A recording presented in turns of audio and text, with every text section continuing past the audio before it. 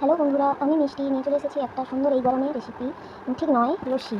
তো এই লস্যিটা করতে গেলে তোমাদেরকে আম, টক দই এগুলো লাগবে। আমি আমটা এইভাবে কেটেছি যাতে একটু সুন্দর লাগে দেখতে। তো তোমরা এমনিও কাটতে পারো। তারপরে আমি টক দইটা নিয়ে নিলাম, আমটা কেটে নিলাম, দিয়ে একটু চিনি দেবো পরিমাণের মতো। তারপর আমি দিয়ে দেবো, আমি আমার পরিমাণ মতোই সব কিছু দিয়েছি। দিয়ে দেবো গুঁড়ো দুধ, যেটা আমুল দুধ হয় গুঁড়ো।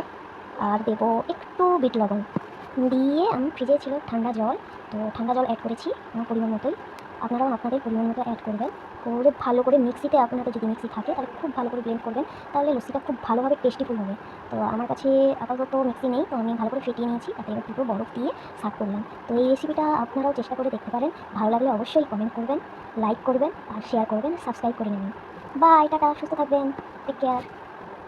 আর কী কী আপনারা দেখতে চান কমেন্টে অবশ্যই জানাবেন।